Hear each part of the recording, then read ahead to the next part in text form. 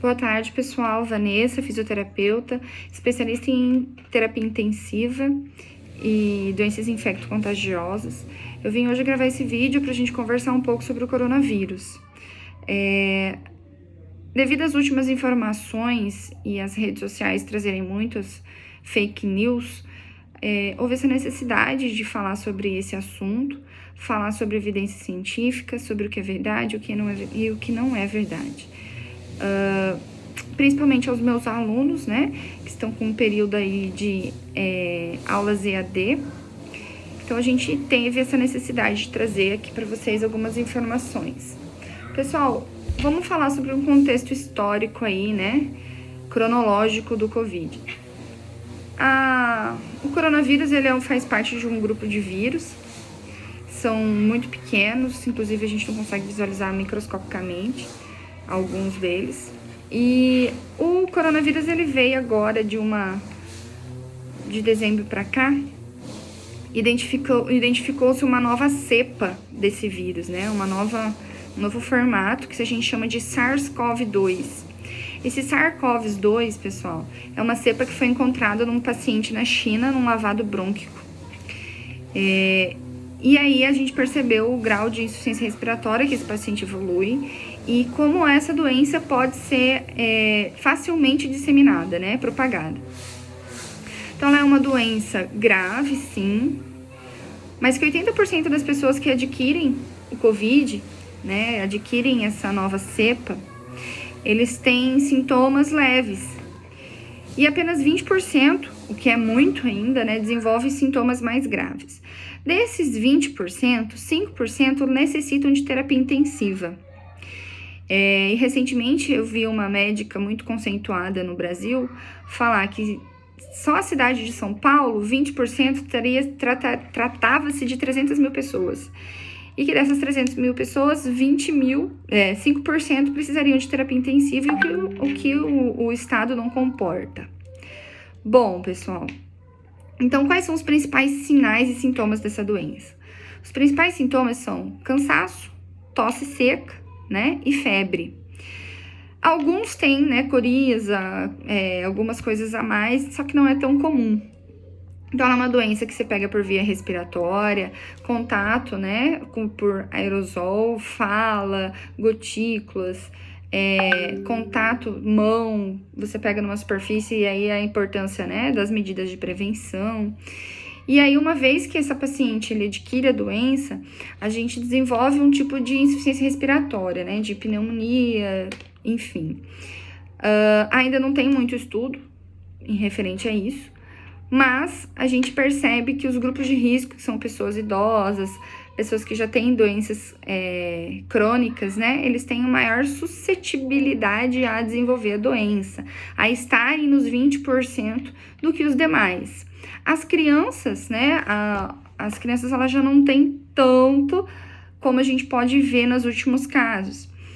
Para quem não sabe, eu sou sócia da Sobrefir, e a Sobrefir é uma associação de fisioterapia cardiovascular e respiratória e terapia intensiva, e eles divulgam algumas notas baseadas em estudos científicos, em dados fiéis, né, e da qual a gente consegue tirar algumas informações muito importantes.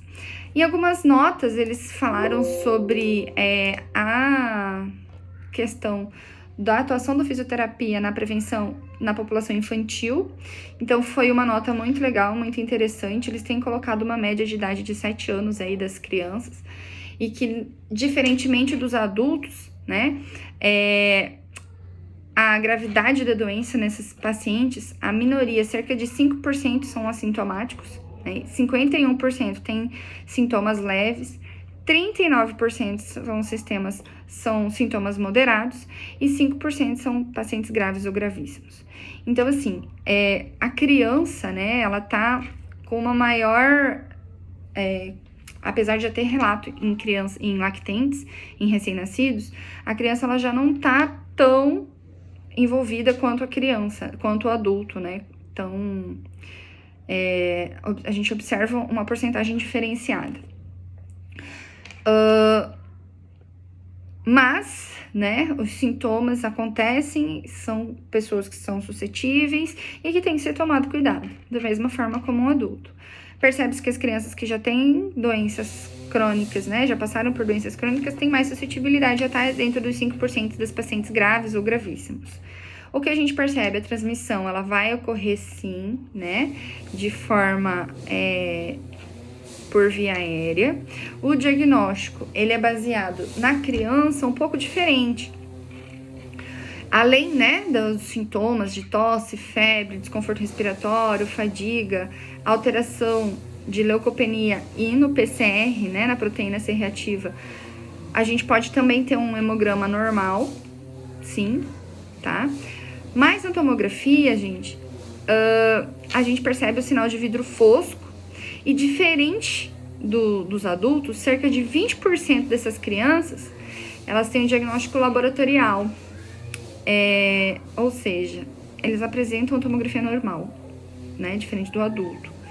Então, a gente vê que no adulto a tomografia ela é altamente sensível, ou seja, a gente visualiza ainda muitas as alterações na tomografia do adulto e 20% das crianças ainda tem uma TC normal, tá? Bom, a confirmação diagnóstica ela é feita através do lavabo faríngeo ou daquele suave coletado na cavidade nasal do paciente, e aí é feita a análise laboratorial, tá?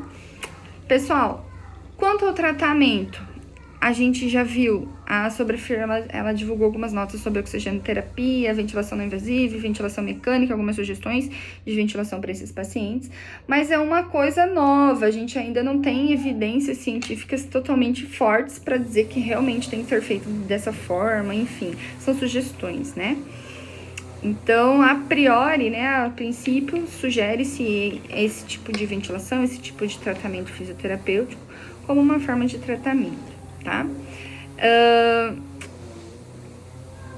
A insuficiência respiratória desenvolvida pelo paciente de Covid-19, ela é uma insuficiência respiratória que dura em torno de 3 semanas, né? Então, a gente tem um longo período de internação hospitalar e aí não tem uma rotatividade de internação, né? Então, não é um paciente que entra e sai rapidamente de uma UTI para liberar leitos.